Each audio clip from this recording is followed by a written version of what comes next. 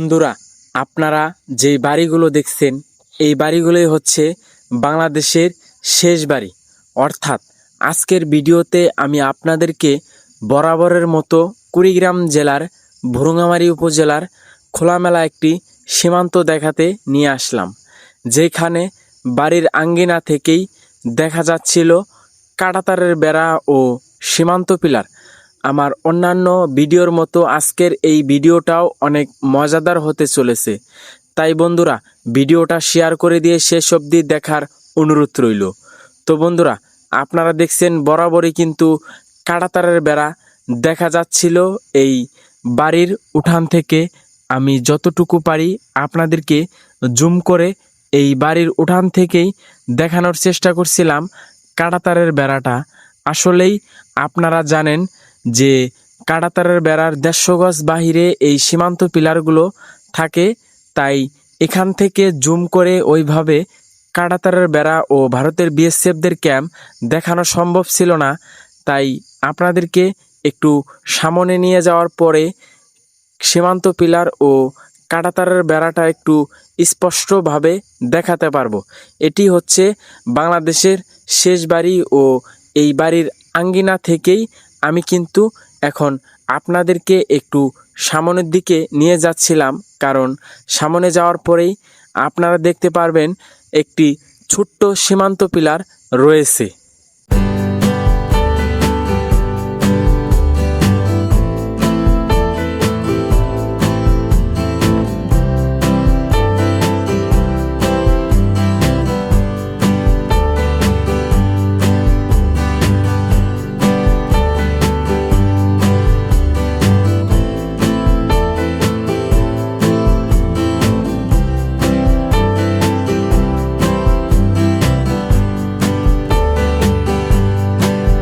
বন্ধুরা, বেশ কিছুক্ষণ কথা বলার পরেই আমি কিন্তু এখন দুইটি দেশের একদম 0 পয়েন্টে দাঁড়িয়ে রয়েছি।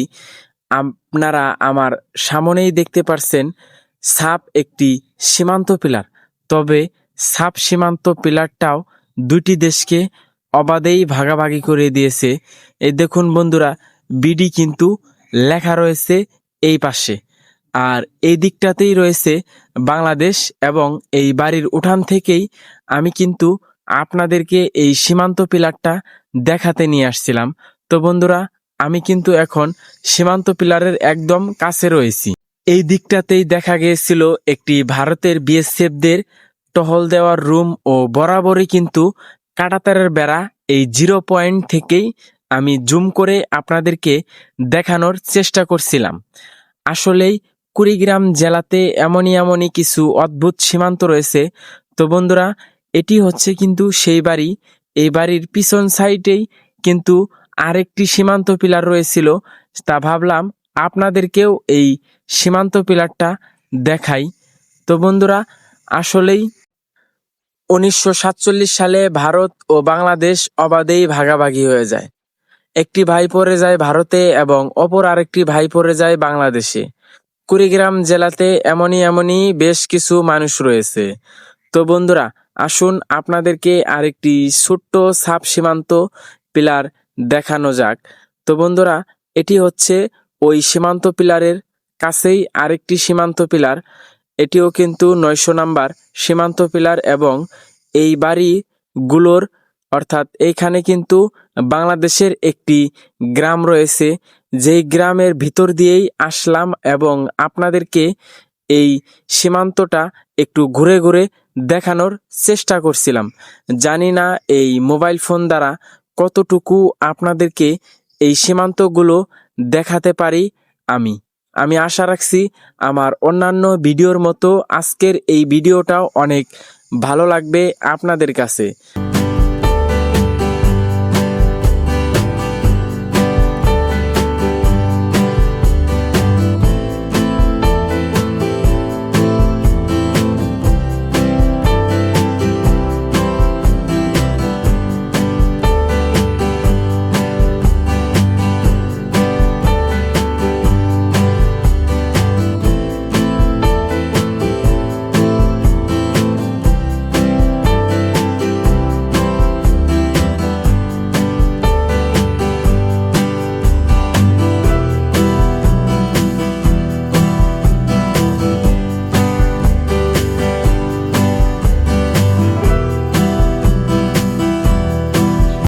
এই সীমান্তটাতে যাওয়ার জন্য আমাকে এই নদীটা পাড়ি দিতে হয়েছিল। তাই ভাবলাম আপনাদেরকে এই নদী ভাঙ্গনটুকু একটু দেখাই। আমি কিন্তু ওই পাড়েই ছিলাম, আর নৌকার মাধ্যমে আমি এই পারে চলে আসছি এবং আপনাদেরকে এই ভারত সীমান্তটা ঘুরে ঘুরে দেখালাম।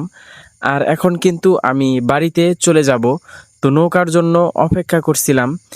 আর এই নদীটা হচ্ছে ব্রহ্মপুত্র নদের একটি শাখা নদী, আর এই পানিগুলো কিন্তু বরাবরই ভারতে চলে যাচ্ছে। এই দিকটাতেই ভারত সীমান্ত। ভিডিওর সম্পর্কে আপনার মূল্যবান মতামত কমেন্টে লিখবেন। দেখা হচ্ছে পরবর্তী নতুন কোনো এক এপিসোডে। সে পর্যন্ত সকলেই ভালো থাকবেন, সুস্থ থাকবেন। আল্লাহ হাফেজ।